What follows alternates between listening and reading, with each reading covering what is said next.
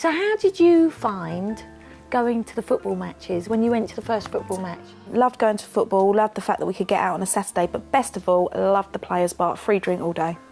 I was in my element. I was like, oh my God, I get to watch my man run around in shorts, do something with the ball, and I get to drink. Let's get married. Yeah, but he'd turn up after the game and you'd be legless. Absolutely paralytic on the couch where he left me. Didn't know where the kids were. I would always miss, if Jason scored, he didn't score very often. No. But if he did, I'd always miss it. I'd either be in the bar or the toilet. And you'd have to fib and say you watched it, right? And I'd be like, forgot, or I didn't see, sorry, and I'd have to fib. Yeah, wouldn't even know if they've won or lost. Yeah. And did you get on with the other footballers' wives there? Were there any sort of wag stories? At Millwall, it was quite, you know, nice, and it was because I was fairly new and they was fine. But when I moved to QPR, there was, it was at the time where the ITV had lost a load of money, so all the Premiership was merged into below divisions. That's it. I think we got the fantastic players, but we also got the neurotic, sort of handbag-obsessed wives that came with it, and there was almost like had to sort of drink in this downtrodden players' lounge. So there was a few kerfuffles there. Really? There was like a certain couch that you had to sit on, and we had nicknames for certain girls. Yeah, I had a few nicknames. Yeah, but yeah, it was all right. But I did find that whole footballer's wife thing a bit daunting, and I realised that it was really bitchy, so I stayed out of it. Did you stay out of it? Yeah, I did. I got involved. Have you got any friends now that are still footballers' wives that you're friends with, that, you know, their husbands played football with Marc? One of my businesses is looking after footballers' wives, so I only have wives that I look after, that I get on with, because they're the only ones that I can work with. So I've got, you know... That's perfect, because you trust them and you know I trust them. So I've got Nicola T, and, you know, I still speak with a lot of girls from Wags, so... Yeah, because we've got to talk about Wags Boutique, because obviously, well, I thought you were the main star in that, because you were such a lovely character, and you actually spoke your mind. Yes. And you ran it like a proper shop. You weren't there just for the cameras and the glam and look good. Do you know what? If somebody's going to ask you to do a job, and, you know, you're giving up... Well, for me, I was giving up 2 children, you know, taking them to and from school. It was tough as well. Didn't you fall pregnant? I was pregnant right at the beginning, but regardless of that, you know, I was giving up my rights to take my children to school to and from, which is why I set out to be self-employed. You know, I was giving up 4 months of my life to run a business.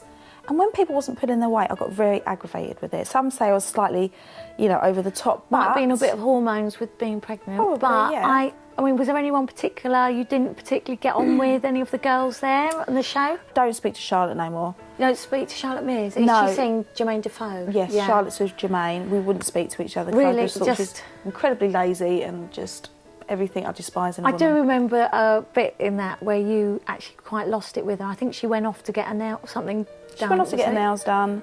I think she was going out for this all-important dinner with Jermaine. I had nothing to do with nothing, and she'd left me in the shop, running the shop on my own, and I did lose it. It was good watching, though.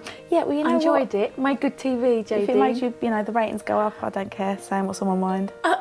She didn't like me anyway, so there's no love lost, you know. No, there wasn't really, but it made great TV. I loved it. Yeah. Oh, everyone loves a cat fight. Yeah, I think it could have got a lot worse, but I was very conscious of the cameras. I was really conscious of them. Were they following you around the whole time, very close? And also because you're mic'd up the whole time, so even if you mutter something under your breath, they can edit it in. Like this one time I had this huge row with Cassie.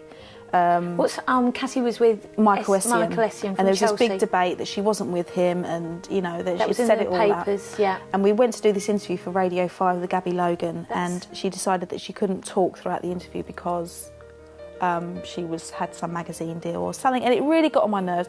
We had this huge fight, but we did it behind locked doors. I thought I was safe. But what happened with the mics on? They left the mics on, so they filmed the door, but just showed me screaming and shouting. Oh, JD. Because you should have known that. You should have known. You've been in TV. Yeah, and they showed the subtitles as well, so even if people couldn't understand me, they got to read it. What now does the future hold for you, my darling, JADENE Bircham? Is there anything coming up on the horizon? Well, I run my own business. That you know, I run an agency that looks after Wags. Looking to start a football school with Marc this Easter. So I'm going to get my claws into that. But really, I set myself little goals and I achieve them quite quickly. You are the businesswoman of the year. I've got to say, the most intelligent wag I've met. Let me tell you. I am loving you, Liz Campbell.